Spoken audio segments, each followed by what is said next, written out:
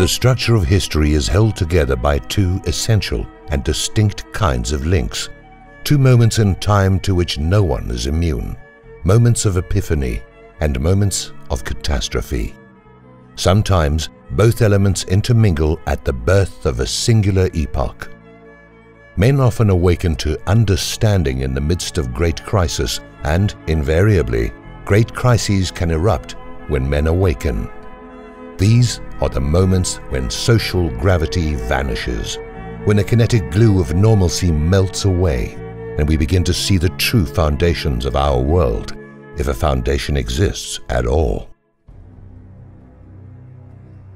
Catastrophe occurs when too many people refuse to accept that around us always are two universes at work. There is the cold, hard reality that underlies everything, and on the surface is a veil of deceit and compromise. The more humanity compromises vital truths in order to enjoy the comfort of illusions, the more mind-shattering it will be when those illusions fall away. These two worlds can coexist only for short periods of time, and they will always and eventually collide. There is no other possible outcome. I think it could be said that the more polarized our realities become, the more explosive and disastrous the reaction will be when the separation is removed. I feel it absolutely necessary to relate this danger because today, humanity is living so historically far from the bedrock of reality, political reality, social reality, and economic reality that the stage has been set for a kind of full-spectrum destabilization that has never been seen before. When the initial phase of the global collapse was triggered in 2007 and 2008, there was a substantial explosion in interest in education in terms of liberty issues and alternative economic awareness. I remember back in 2006, when I had just begun writing for the movement, that the ratio of people on any given web forum or in any given public discussion was vastly opposed to alternative viewpoints and information, at least 50-1 by my observations. We were at the height of the real estate frenzy. Everyone was buying houses with money they didn't have and borrowing on their mortgages to purchase stuff they didn't need. Life was good. The shock of the credit crisis came quickly and abruptly for most people, and there has been a considerable shift in the kinds of discussions many are willing to entertain about our future. Yet the idea that such things can happen despite consensus of social and geopolitical health does not seem to have soaked into the thick skulls of average people. Time, unfortunately, has a magical ability to erase vigilance. It's not that the public has necessarily forgotten that danger can strike any time, anywhere, though some of them have. Many of them know full well that our culture is floating on a paper-thin ship in a turbulent sea. However, the disturbing trend today reveals that people have decided they do not care. Taking the blue pill is the rising rally cry from the so-called new normal. Yes, the economy is an illusion. The political system is an illusion, and the various global conflicts our society participates in are mostly illusions. But we can't do anything about it, so we might as well profit from these illusions while we can. Right? It has been said that during the economic collapse of the 1930s and the Great Depression, that the Great Depression was a depression only for 30% of people that had lost everything. For the employed and the financially secure, the depression was much like any other time. This is the point at which we stand today in the collective mindset. With nearly a third of the US population kicked off the unemployment rolls and approximately half the country dependent on a government check of some kind for their survival, the current depression is only now beginning to feel like a depression for anyone. The soup lines have received a fresh candy coating of EBT cards and welfare payments, but the illusion is finally fading, and this should be of great concern to all of us in 2015. Even more frightening is your culture's deluded sense of what a collapse actually looks like. For many, collapse is a cinematic and overnight affair with zombies, nuclear bombs, and mass panic. In real life, and throughout history, collapse is a process.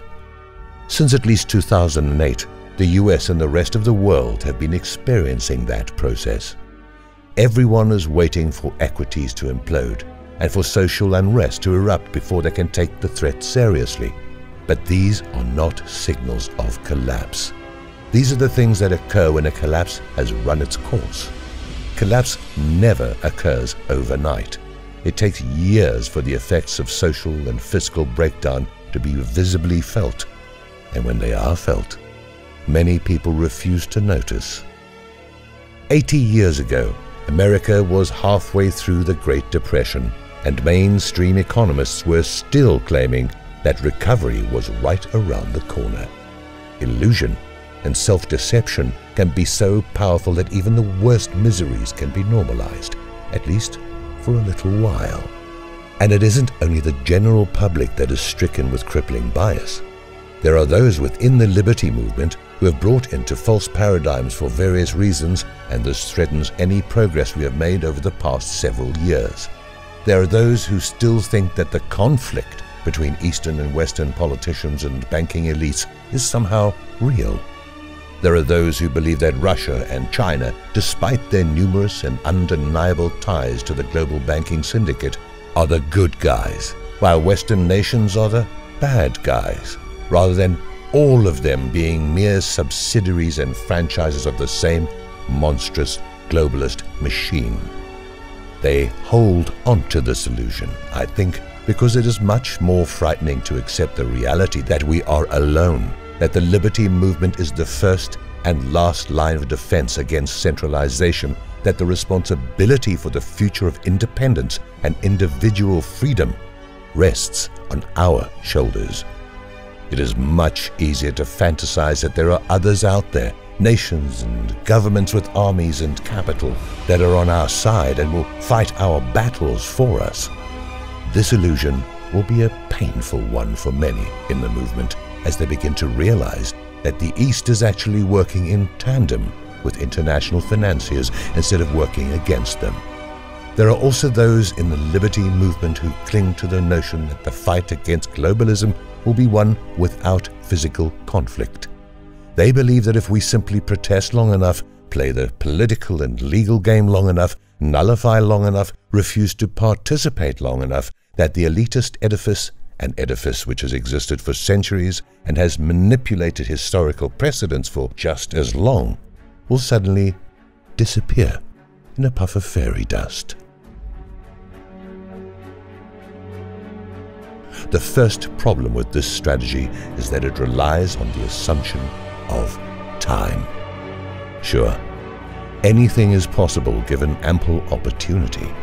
Perhaps the movement could grind away at the New World Order over the course of several decades until the majority of the masses are awake and aware, which is exactly how long it would take.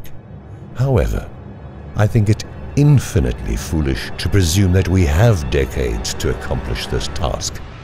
If the past has shown us anything, it is that tyranny does not respect reason and, at a certain point, couldn't care less about image. Tyranny respects only power. It does not respect the protestations of ants it can crush underfoot, but it will make a wide path around the rattlesnake ready to strike.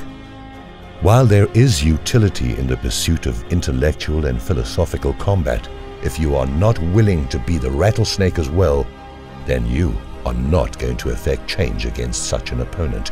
You will eventually be stepped on. The refusal to accept responsibility for one's own defense is yet another product of fear. Fear that the enemy is too powerful, that all resistance is futile.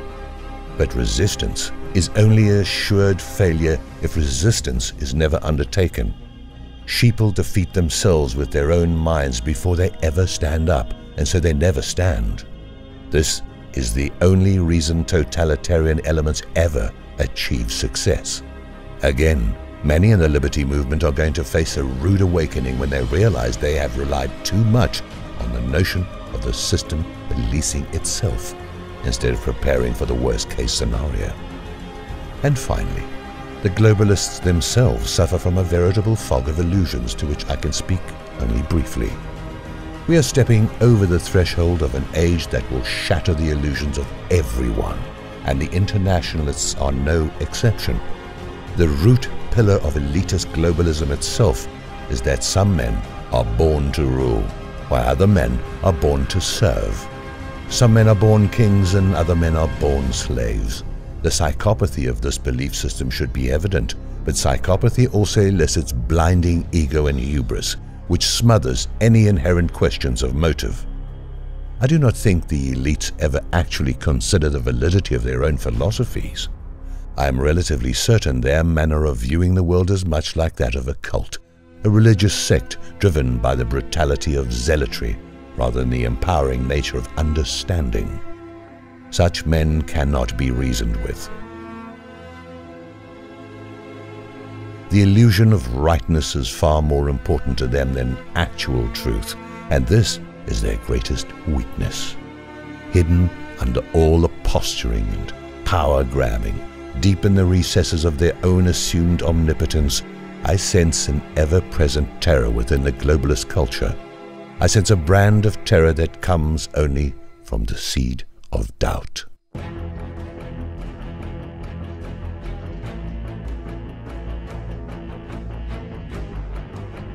This incredible array of propaganda leveled at the public, the constant wargaming and mind-gaming against the citizenry, the endless hailstorm of legal maneuvering designed to erase our sense of connection with our natural rights and liberties, the tidal wave of fear-mongering, and all the manipulations and scapegoats and elaborate theatrical displays all reek of fear.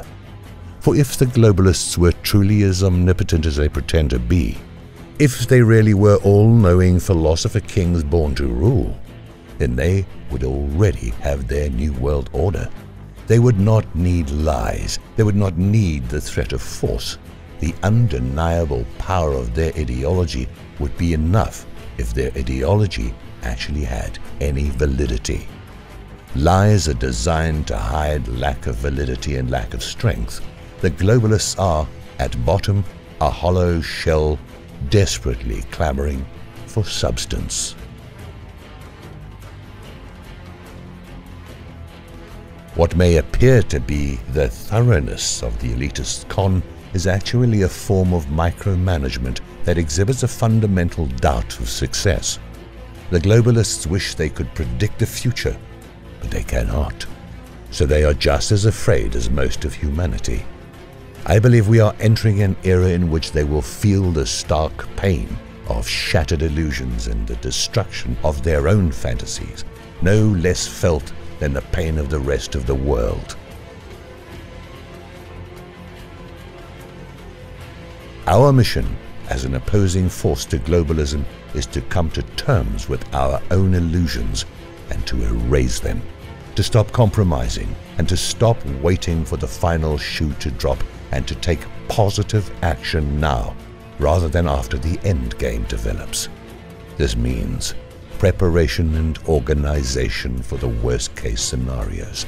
This means making one's family, neighborhood, and community as self-reliant and secure as possible.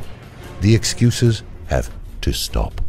The distractions and intellectualized silver bullet solutions have to stop. Hard work and risk are all that is left, all that matters. If we do this, and if we do it now, then victory is possible. In any contest of strength and will, he who knows himself best, he who sheds all illusion, will be the winner.